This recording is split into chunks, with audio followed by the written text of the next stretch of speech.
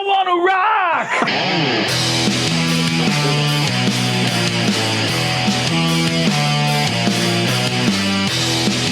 Hey everybody, welcome to Rockapedia. I'm Music Man Mike with you. This is Sir Rick joining us today. How are you, Rick? Doing well. Good to be here, man. Love that you guys invited me here. And yes, go ahead. The producer over there in the corner. We got the producer in the corner and always in the corner. Nobody puts baby in the corner. Straight out of Sweet Virginia, we got Gypsy Joe joining us on the show today. Joe, how are you, sir? Doing great. Joe was overcoming some sickness this weekend while we were enjoying ourselves at the Kiss concert Friday night in Fort Worth, Texas. I called him about a month ago and I said, hey, Rick, Kiss is coming. It's the final tour. This is it. You've never seen him before. I said, I'd like to see him, and only because it's a Friday night. This old man don't go anywhere on Tuesdays. So I thought it would be a perfect opportunity for all of us to get together, go to the show. So we did. We double dated and went and saw a wonderful show Friday night. Rick, for a first timer, give us your take on the show. Well, a couple of things is, I'm going to just be honest, is that, man, to my heart, I was hoping that when, so I called a connection to get us into the seats, and he wouldn't have hurt my feeling if he'd have said no, right? I mean, come on. And then he comes with this yes. I'm like, seriously, now I got to go to the concert? This thing won't start till 8:30. I could get some good sleep in by that time. But you know what? I had a great time. It was a great concert. Played some songs that I didn't know. Yeah. But no, I think the energy was there, and just impressed that, that men of that age, right? And I was going to say, these are folks even older than Music Man Mike out there just getting down, and that was kind of cool. Yeah, Paul Stanley could kick my butt pretty easily, I'm pretty sure. All right, so Paul Stanley, let's do Paul, because, it was more than one shot, Gypsy Joe. They showed a Paul Stanley where his tights were at his waist, and he had nothing going over. And I kept thinking to myself, if that was on Sir Rick, those tights would have to go up here to my neck, and maybe then there would still be some fat flowing over that thing. But cool that Paul was pulling it off. He was moving like a youngster. He was getting down. I was very impressed with Paul Stanley. Yeah, he really was. Well, Rick, first of all, I don't believe that, because if that was your job, I guarantee you would look good. There you go. There's Joe bringing it full circle. You're absolutely right. If that was Rick's job, he'd be on that thing 110%, zero fat. No doubt about it. That's all you got to do. Or I'd be the drummer where nobody can see you. One of the two, right?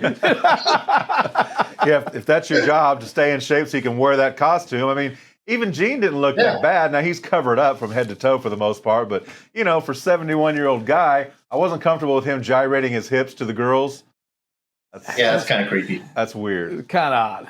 But if he still thinks that people see him as the 23-year-old guy when he started the band, then go for it, dude. You deserve it. So is that his real tongue? I'll ask the question now. I thought it was a cow tongue. Is it his tongue, or is it a fake tongue, or what? Because it's his real tongue. It's his tongue. I'm telling you, a couple times it came like that far from hitting me. I mean, impressive. Yeah, both the girls got pretty excited a couple times. I had to settle Sandy down one time, put her back in her chair. But so speaking of the tongue, it goes along with some other things that somebody was talking to me about the other day.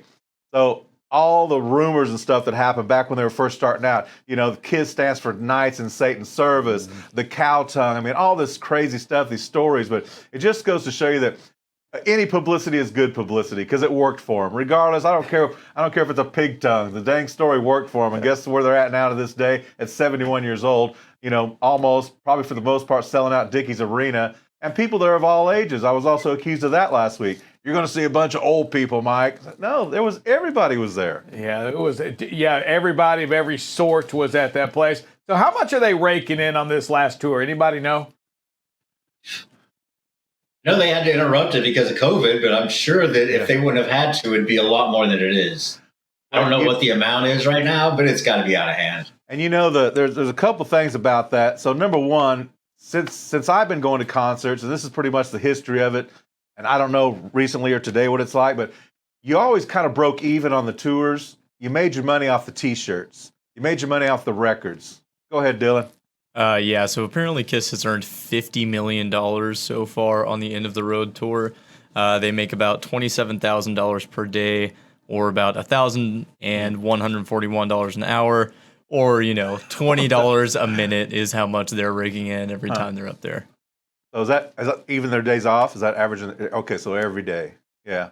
Yeah, so really, I mean, and like I said, the concerts obviously do pay money, but they always looked at, back in the old days, as breaking even, because that's how you sell yourself. That's how people go to the record stores that way, which there's no record stores anymore. So yeah, and the tickets weren't $1,000 for the front row seats back then either. They were still the same as the guy in the back, $19.95, $20, whatever it was. So yeah, but the lines for T-shirts, you see those lines? Oh yeah, coming at you from both directions. To the merchandising table. There was no way I was going to stand in that thing when I can go home and get on kissonline.com and order whatever I want for the same price, probably. I don't know, but yeah, it wasn't. There wasn't any fights going on. I just picture Kiss concerts. Probably when y'all went, everybody getting squished up front, shirts being left. I can tell you this. The ladies lifting the shirts, they didn't have to go as high anymore, right? They could just go like right around here. But hey, and you know what? When I talked to Kendra last week, and she did mention that, she says, "Oh, are we still going?" I said, "Yeah, we're going. Why? What's going on?" She goes, "Well, Rick's kind of having second thoughts." I said, "Okay, well, I'm gonna call and squish that theory right now." But anyway, she said, "Yeah, just kind of wondering this and that and the other." I said, "Okay, I get you." And I got thinking exactly what he just said. In his mind, he's visioning 1978, a smoke-filled arena.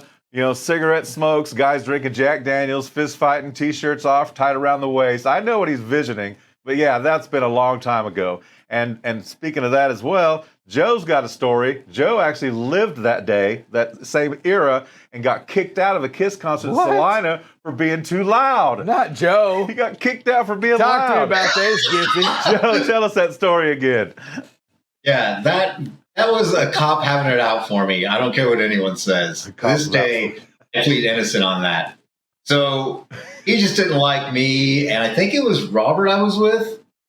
And yeah, we were being loud and having a good time, but it's a concert. Like, are you supposed to shut the up? All right. Family show. So he came up to me and he said, "If I hear one more word out of you, I'm throwing you out of here." And I'm like, all right, like that's weird.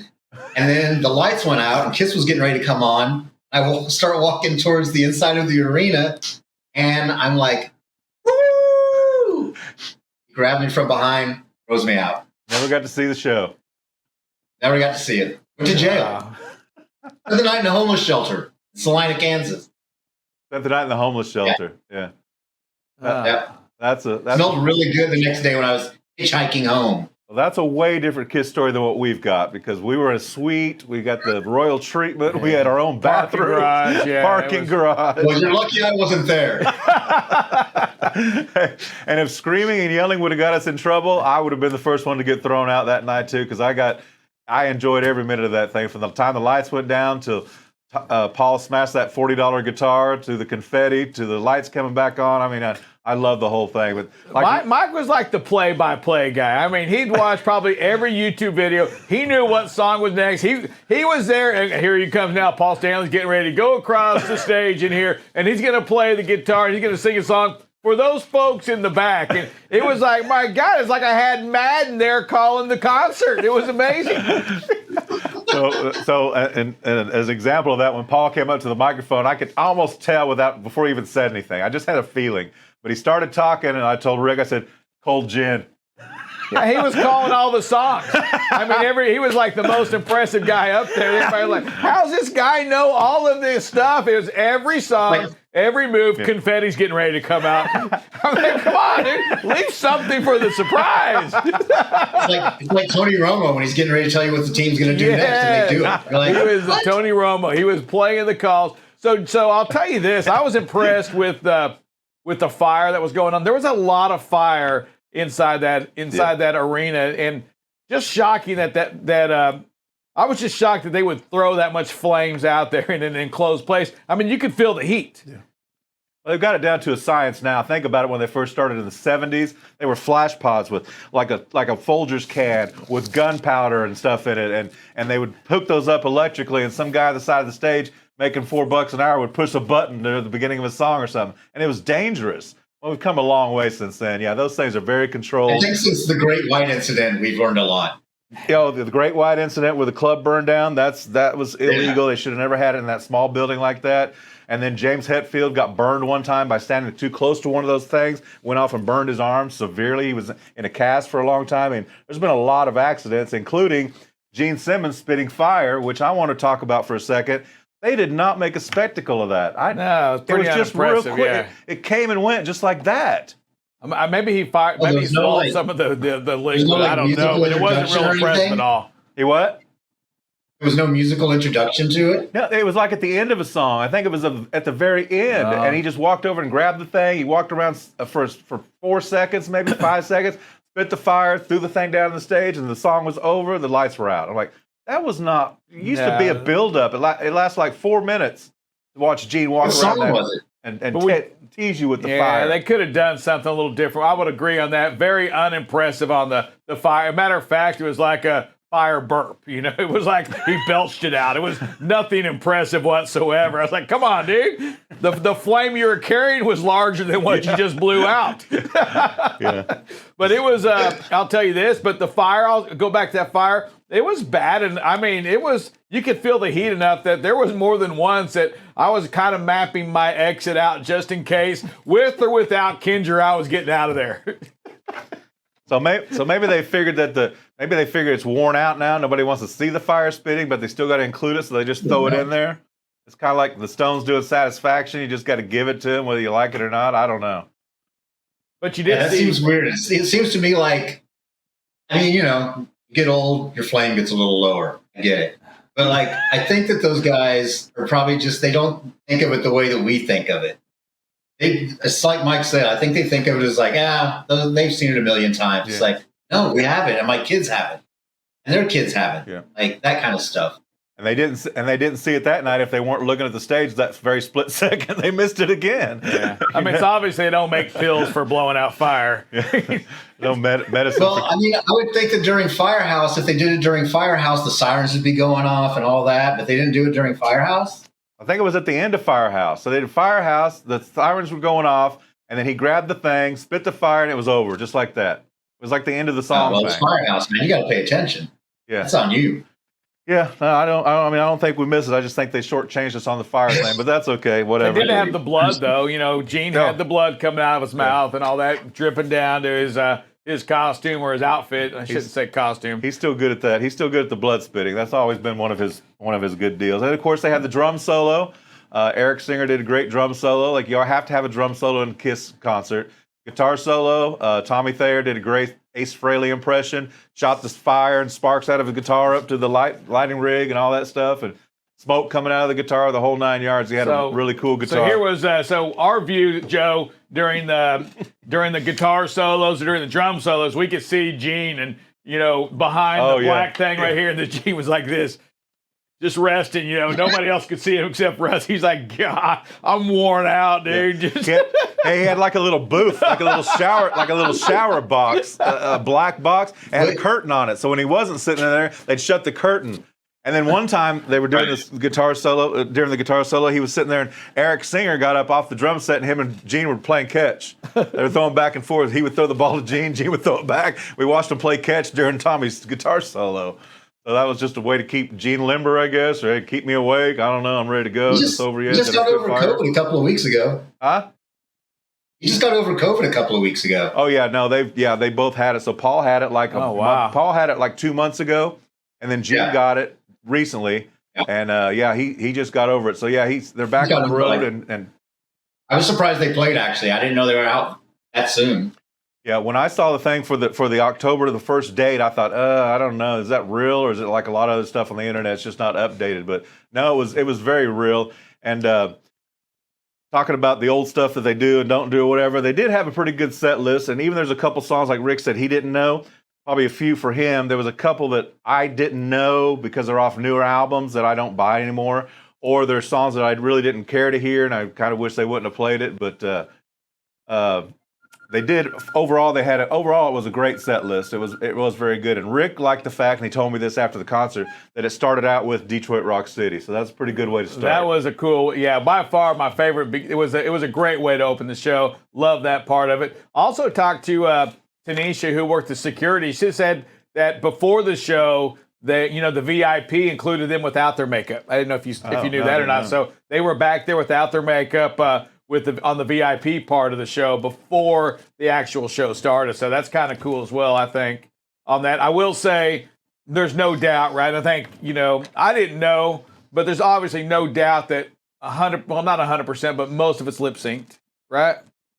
Because there was a part where Paul started singing before Paul started singing. It was like the second or third song, and I caught him. I think Paul kind of looked at me because I may have been the only one that saw it. And I said, "Hey, dude, threw the key away. I won't say anything until now." I didn't catch that. But I'm telling you, there was one part and it was only on the singing. So I kind of watched that after the fact since we had the cameras and all that. But definitely, Paul started singing before Paul started singing, like about 3 words on like the second or third song. So you can fact check that, Paul Stanley. If you're watching this show, you can prove that theory wrong by giving us a call. I'm throwing a flag on that. What do you think, Joe? You think you think they sang that whole thing? I think it's totally possible because I think that Paul Stanley's at that age right now where his voice hurts. Yeah. And I think he doesn't use it as forward, like straight up his voice. I think he uses his backing track. Gotcha. Like it backs up his voice to the parts he's missing. He can't hit anymore. The backing tracks will hit. Got it. That actually makes sense. Well, there's a lot of people that do that. He does a good job. Yeah, Milli Vanilli started it, right? And won an award for it. Those weren't backing tracks. Those were tracks. And Paul does a great job on Rick's favorite song, "Ooh Child, Things Are Going to Get Easier." I mean, that's a good one. He's comfortable there. But yeah, the lip sync. Wait, who did that? Paul Stanley's solo album. Ooh Child, okay. Things Are Gonna Get Easier. I think Paul Figueroa did some work on that. It was in his studio. They made it. I'll have to look at the credits. I got that album at home. Yeah, I don't know if he's in the credits, but his studio is the one that put it out. And he took some pictures on Instagram that I've seen with him and Paul Stanley's crew. That's pretty cool. Hey, one song that was in the set list, and they've been doing it for a long time now. I know there was a time, so I'll just say it was "I Was Made for Loving You" off the Dynasty album. So when the Dynasty album came out, and it was like they were trying to keep the business is what they were doing. They hadn't lost it yet. They were trying to keep it, and they were trying to adapt to the time. So that was kind of your Rod Stewart disco song. It was everybody was doing it, so they did it too. And they kind of caught some flack over it, and nobody wanted to hear it, and it was like banned. All of us Kiss fans banned that thing for years. But they started bringing it back into the set list about 15, 20 years ago. And I'll tell you what, man, that song is a good song. That gets you on your feet. It's solid. I don't know. I guess we were just so sensitive back then. We thought if it didn't have to do with blood and guts and cars and girls, then Kiss not supposed to be doing it. But no, it's a great song. It is a little Rod Stewartish. I will say that. That's the thing. I never thought about that until just now. Yeah, so now I will ban that song. Starting right now. Now even Rolling Stones had "Miss You." Everybody had that song, that 4/4 time, that song that you just had to have it. And "Miss You" by the Stones. Yeah, "Miss You" by the Stones. That's what I was talking about. But yeah, everybody had that. What was the Rod Stewart one? Do you think I'm sexy? It's very along the same lines. I mean, all that stuff was about the same. But yeah, they took it out for years and they brought it back. I thought, wow, that's weird. Like 15 years ago, I said that's weird. They brought that song back. But yeah, it makes total sense. I loved hearing that song the other night. It's funny you bring up "Miss You" because that's also another Milli Vanilli song. I miss you, spending all the time I gave to you. Ricky, just break into "Blame It on the Rain." Wasn't that your song back in the day? Yes, I think that was their 2 songs. You want to hear me do it? Yeah, they had 2 songs. They didn't sing either one of them. What the heck? Another highlight of the night, of course, and everybody looks forward to this, and we loved it. I think I even called it when I leaned over and told Rick, getting ready to do Beth. Beth, easily, that's the highlight right there. They bring the drummer up, right? Peter Criss comes out from below the stage, up on the drums. That was a cool set right there for certain. And so Eric tops Peter because he plays the piano. So he comes out of the floor with the grand piano, all shiny and glittery, all the lights pointing down on it. He comes up playing piano and singing Beth. So he already outdid Peter. I think the producers got a shot of that too of Beth. I think I sent you that one, the very first one. Maybe it didn't go through. It was a long one. I videoed the entire thing. Yeah. Let me see if I have it here. Probably didn't go through. No, I didn't get the video, but I did pull up a video on YouTube of apparently proof that Kiss has been lip syncing. I'll show you guys after the show because I don't want to put that up there on in the middle of the show and get sued for defamation or something. But yeah, there's definitely some videos of it. Well, I told Joe on Saturday morning. I called him and told him about the show, what a great time we had and everything like that. Just kind of quick review. But I told him, I said, now I did notice Paul's voice sounded great. Yeah, that's going to be it, I think. Actually, no. Keep going. There's only 2 you got? Ah, dang it. That is it. Yep, that's it. There's the guitar. He's getting ready to slide off the stage. He's playing it sideways, which is even more impressive. Even more impressive. Better than Tommy Lee. Only on BCB Live.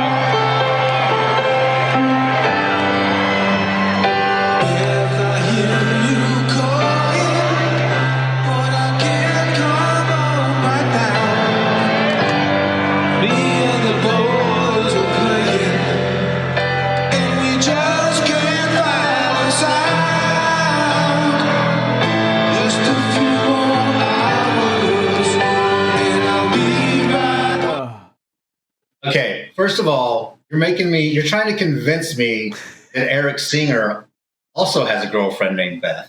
I'm not falling for it. I'm not doing it. Well, I mean, I could sing Jimi Hendrix's Gloria today or Van Morrison's Gloria today, and you'd believe I had a girlfriend named Gloria. So. Not a love song. I'm very convincing. Gloria's about a girl that he sees on the street and wants to have sex with. It has nothing to do with love. My question to him too, if that was really to his girlfriend, I guess Beth, was that her name? Well, he was married to a lady named Lydia Chris, but his nickname for her supposedly was Beth. Yeah. Did that really work? I mean, hey, you know what? Let me play you a song because I ain't coming home for a few days, but it'll make it all worth it. Well, hey, they've been divorced for 30 years. Hey, so. The opening act was pretty cool. So when I called Rick originally on this thing, all the Dickies Arena website said was show starts at 7:45. I thought, okay. I looked at the other bands; they got opening acts on there and stuff. Well, so I guess we're just getting Kiss. So I went to KissOnline.com and they got it broke down. Doors open at 7. Opening act David Garibaldi starts at 7:45. Kiss starts at 8:45. So I called Rick. I said, hey, you don't need to come pick me up at 6:15. Kiss don't start till 8:45. So we got there just in time to see probably the last half of David Garibaldi. So, Joe, do you know who he is? He's a performance artist. He throws the paint on the screen and hands and all that stuff. And by the time I've seen people do that before, but I don't know their names. You don't know what he's doing. He just uses a red blob up there, and then there's some white, and then there's some green, and then he flips it upside down. All of a sudden, there's Gene Simmons, and he's just finishing up the touching spots on the whole thing. And it's very cool. But there was 30 minutes of that. He's just playing music in the background and painting. I saw Parliament Funkadelic in Seattle one time, and they had a guy come out and do that for one song. And when he was done with it, he turned it around, and it was Jimi Hendrix. Well, I'll bet you it was the same. Really I'll bet you it was the same guy because if you go to YouTube and look up David Garibaldi, Giral, he's got the Jimi Hendrix one on there. I watched it. Now we didn't see that one. I don't think he did that for us. If he did, we missed it. But I did get to catch Eddie Van Halen. I looked on the YouTube and somebody videotaped him doing Lemmy Kilmister from Motorhead. That was really cool.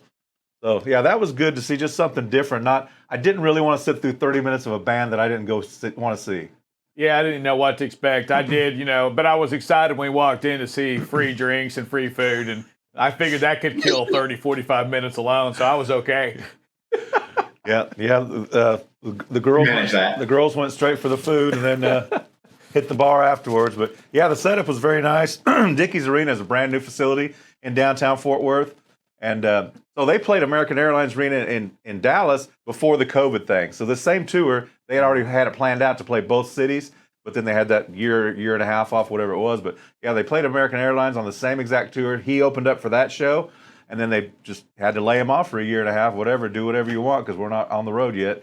And so now he's back with them. They just picked up where they left off up. So yeah, I mean, I'd say that probably had something to do with Paul. Just he's got that mind where he just, understands the crowd and what does my crowd want these days? How they're almost my age. They're in their 40s, 50s, and 60s. Do they want to see four guys with long hair, 30 minutes worth of music they don't know, or do they want something like this, a magic act, a comedian, an artist? So that was really cool. But yeah, just something different for once. But like I said, the facility is real nice. Now I think we got spoiled. I was telling somebody, I said they were asking about the bathrooms, this and that. I said, well, the bathrooms were cool, and then I stopped myself. I said, wait a minute. We weren't in regular bathrooms, because if you go downstairs to where the general admission people were or the other people, they probably walked into a bathroom full of 40 urinals on one side, 30 toilets on the other side. We had 2 toilets, 2 urinals, and 4 sinks, and some mirrors, and everything was marble. Hey, I will say too, you didn't have a long trough in the bathroom. Yeah, no ice in there either. And none of that. And it didn't stink. It smelled good. So I will say the last concert that I went to, so I didn't know what to expect, from Kiss, and it truly was. It was 4 people up on the stage, or 3 people on the stage, and a drummer, right? And that was it. Last concert I went to was Carrie Underwood with Kendra, and there's just it's a production, and so and even when I went to the Garth Brooks concert, it was a production, and it was and I didn't know what to expect. I know it's hard rock. I didn't know, am I going to see some dancers up there? What's going on this concert? But it was cool just to see just a concert, right? It was just 3 guys and a drummer just making it happen out there, sitting down when they got tired, and but it was a cool thing for sure. The Dancing Girls happened on the Girls tour with Motley Crue back in '87 or something like that. So we definitely saw that, and that was the one you didn't want to go to. That had the fighting guys. That had the church people out front picketing the show. I mean, there was literally people out front passing out Bibles and calling us sinners as we walked into the building, and that was a rough crowd. They weren't wrong. Yeah, well, and it was Wichita. That's the Bible Belt, so you're going to get that at almost every show you go to. But yeah, well, I saw Guns N' Roses in Phoenix one time. This was probably '91 when Use Your Illusions came out. They had, besides the members of the band, they had an extra keyboard player. They had a choir and a symphony. It was the most ridiculous thing I'd ever seen. I was like, "You need to stop." It was bad. What about November Rain? Did they ever play November Rain, Guns N' Roses in a concert? And did they have all the people there, the orchestra there for that? That's what they were there for. Probably the one Joe went to. Was that what it was for? Yeah. Probably what it was. They just brought him in for one song, and then thanks guys. Oh, no, they used him for other stuff too. Yeah. Especially the choir people. They had him playing in different parts. Live and Let Die, I remember. Oh, yeah, that'd be good. It seems like there was another one. I can't remember what it was, though, but there was 3 or 4 songs they used him on. Hey, so that's a good segue into our closing conversation real quick. We got a couple minutes before we sign off here. So yesterday, or the day before, I believe, 2 days ago, was the end of the Guns N' Roses tour featuring Wolfgang Van Halen as the opener. So that also concludes our Van Halen corner that we try to tie into every show. So they invited him up on stage in Orlando, I believe, at the Hard Rock Arena or something like that, to do what was the song? Paradise City. So Wolf got up and did Paradise City with the encore song with Guns N' Roses. That was pretty awesome. I haven't seen the video yet. I've seen some pictures. Yeah, I haven't either. There's a video out there of it, though. I want to check that out. And then at the very end of the show, both bands get together. And like you said, the 17 members of Guns N' Roses and the 5 guys in Wolfgang's band, Mammoth WVH, all came out and held hands across stage and took a bow together. And that was it. So he's done with that for now. I don't know what's next for him. But he also posted the other day where 6 years ago, I believe it was the last show they ever did in Hollywood with his dad. And they never performed another show after that. And that's the last show he ever played with his dad. So kind of been a weird week for Wolfie, ending something so successful to going back to remembering what happened 6 years ago and how he parted ways with his dad. And they still played music together, but not in front of people and not as Van Halen, but just as father and son together. So, yeah, that's a good story to wrap up. Unless you got anything else, Sir Rick? Nah, but is it ever really the end of their tour? I mean, is it really? I mean, we saw this. This is the last tour for Kiss, and will it really be their last tour? I mean, I think we stand a better chance of an ending coming to Friday the 13th or Halloween before we come to an ending of a concert tour. There's actually talk of them hiring other people to take over their spots. I've heard that story play before shows too. As Kiss. Yeah. Not necessarily put out albums, just do his show like a circus, which I get. It is a circus. Turned into a circus. Yeah, I don't know how they're advertising it actually. When Gene and Paul talk about it, I'll have to go back and look at that documentary. That anybody watch that A&E documentary I sent you the link to? I have not watched it yet. Oh yeah, I watched it. You watched it? A couple months back. Yeah. Oh yeah. So, and I don't know how they speak about it then. Are they saying it's Gene and I are retiring or Kiss is over? I mean, I don't know the exact really. verbiage. They just kind of leave everything in the air. Then they're done. That part's made clear, but they never made it clear on whether Kiss is done. Mm. And then recently I read an article where Paul Stanley was talking about, we just might have, people that we hire to like play our parts, and the show goes on. That's crazy. It's like Foreigner. A lot of bands do that. Foreigner, you get Mick Jones up there sometimes, but he's not guaranteed to be at every show. But they got a great band, and they're on tour. Those guys playing 4 nights a week somewhere, this week. All the time. Foreigner's just kicking butt. Better than ever. But that's not Foreigner. Not the Foreigner I grew up with, but still, whatever works. All right, everybody, thank you for joining us. Sir Rick, thank you for being our special guest today. My pleasure. Enjoy it. I'll leave you with this right here. If it's not the end of Kiss, one thing for certain, this world's better with less knights in Satan's service running around this world. What will us minions do? Don't play it backwards. You ever played one of their songs backwards? With a Ouija board. Oh, Joe, we need to talk about the Ouija board too one day. We'll do that. We'll do that next time. That's a good story. Dude, Adam's for real. Adam talked to me as at my first year in college in Panama. For real. Yeah, that's a good note. That's a good note to pick up on next time the three of us get together. All right, everybody. Thank you for watching us here on Rockapedia. Hope you enjoyed the show. Gypsy Joe, thank you, sir. Have a good week. We'll talk to you next week. Stay in trouble. And thank you for watching Rockapedia on BCB Live, the safest station in the nation. Bye-bye.